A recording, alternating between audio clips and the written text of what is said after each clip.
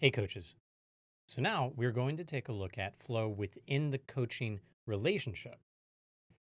After we've taken a look at coaching a person around flow, we need to make sure that we are offering a space where the client can have a sense of flow when they're working with us. Now, that is not all determined by us, but there are questions we can ask ourselves and we'll look at here today that might be helpful in us just checking ourselves to make sure we are doing our very best to provide great coaching presence and a great, safe, psychologically safe space for the individual to be challenged, to have clarity, and to feel like they have direction within the session. So let's take a look at 6 of the elements that we looked at and that wheel of flow. 6 of those elements apply to the coaching relationship, and it starts with clarity. Some questions we can ask ourselves about our sessions after a session, maybe even during the session, is how clear is my approach?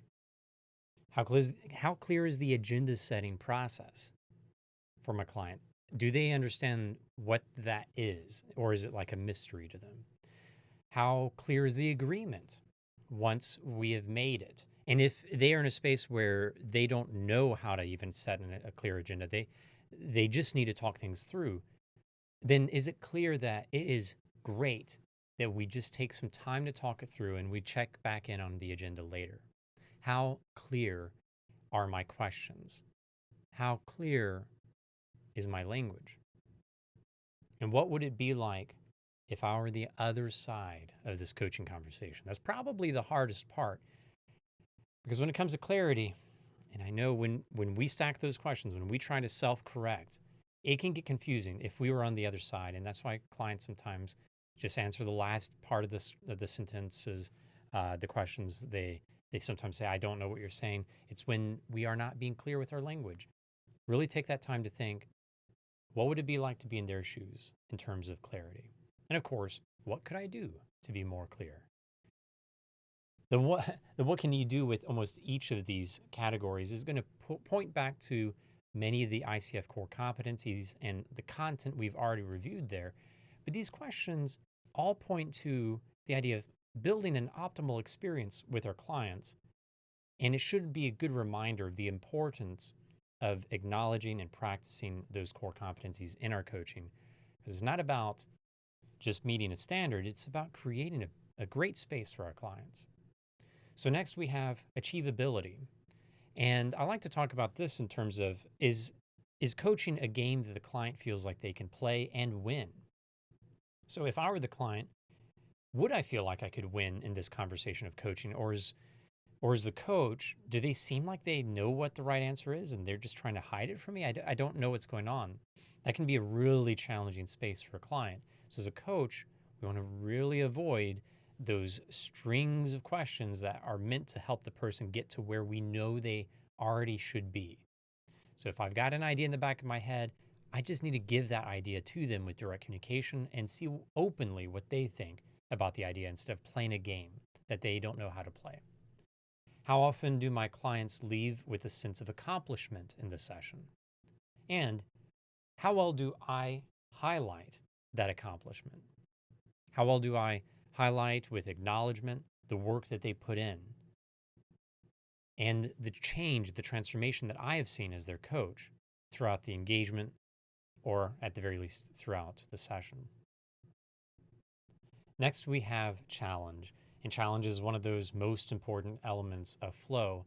And again, one to contextualize where we aren't looking for most challenging, and we're definitely not looking for a lack of challenge. We often will say, or I often say in coach training, coaches are not paid to help their clients feel comfortable. We're there to help them feel uncomfortable in a safe way, but also in the right, that sweet spot of challenge that way. So let's take a look at some of the questions we can ask ourselves to make sure we're offering a great space of challenge. Are my questions too simple? Are my observations, my questions, are they leading? Are my questions too long, complicated, stacked? Are my questions, my language, are they filled with vocabulary that only I know, only a psychologist knows, only someone at my level of business knows? What is more important to me? Pushing my clients or making the coaching process work for me? And this goes a couple of different ways, but what I'm really talking about here is, am I willing to challenge the client, or do I want to be comfortable? And that's hard. But if we want to create optimal experience, this person doesn't need to feel tired and bored at the end of a coaching session. They need to feel like they were pushed. And that means sometimes we need to step out of our comfort zone and push in the right way with partnership. But we've talked about that before. We need to be willing to offer that space of challenge. Next, we have agency.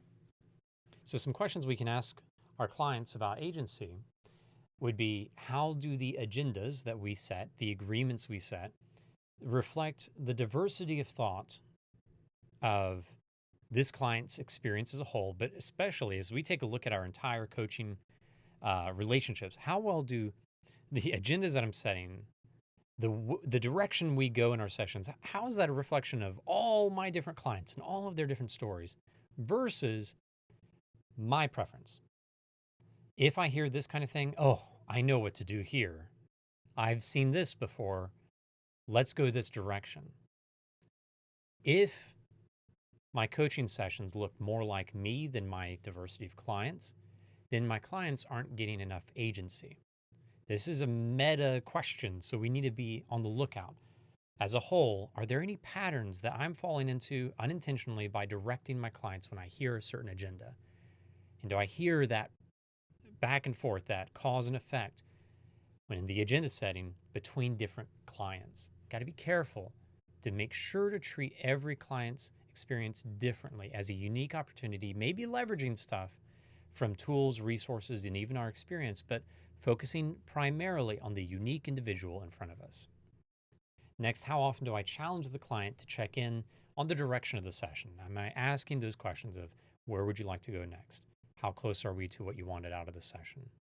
And what can I do to avoid solving the problem as the coach? How can I remember that in the session?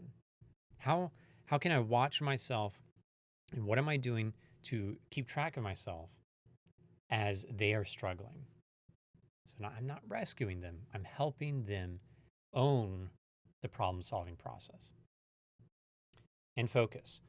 How well can the client focus during the session? And this one is a bit more practical. What about my environment adds to the ability for the client to focus or detracts from their ability to focus? What about my behavior or whatever it might be? What about my behavior might be detracting? It can be even one of those bad habits, like every time we ask a question, right before we ask a question, got to watch out for those little things that to us, we would never notice them. But to someone else, it can just be that extra little bit of the distraction that brings them out of that focus zone. What about my stuff? What I'm bringing, my place, my location, my mannerisms might be a bit distracting. Now, this might be like, oh, but I want to be my authentic self. Again, coaches are not paid to be their authentic selves. We are paid to bring an environment, to bring an experience to the person, much like a performer. Now, we need to be willing to be ourselves to a degree and have our own unique style, but our preferences should not be more important than our client being able to have a good experience being coached. So what about me? Can I maybe change, if I can change it? What about me can I change to help focus? And also, what distractions might be on the client side, and what could make the focus stronger? How can I challenge my client to change their location, their environment around them, to have more focus, have an ability to focus? And somewhat related is this idea of timelessness, the ability to lose track of time. If a client really wants to get the most out of an experience being coached, they need to know that the coach is going to take care of the business side of coaching so they can think. This means the coach needs to be the professional watching the clock without the watching of the clock to be a distraction. So is the coach looking at the clock over and over and over again? Is the client running late to the next meeting because the coach keeps going over? Is the coach there on time? And so on. The coach needs to make sure they're doing everything they can, everything we can as coaches, to offer a space in time for our clients to lose their track of time. So, how confident can the client be in my holding the space in a timely fashion? How do my offers, my schedule, my flexibility, my bookings offer some space, or am I going back to back to back to back? And do I need to challenge my client to think of creating a more timeless space, a place where they can think better, scheduling this meeting for coaching at a time of day where they have the ability to focus deeply and well so they can lose track of time and their mind isn't on the very next meeting. So these are a variety of questions we can ask ourselves and use to challenge ourselves, to challenge our clients so they get more out of the coaching experience. The more we can drive towards that optimal experience, the more everyone gets out of it. The more the client is going to learn and be excited and at the end of the day, be willing to share with others this great method of growth, which is coaching. So thank you for coaching. Thank you for challenging your clients and growing with them.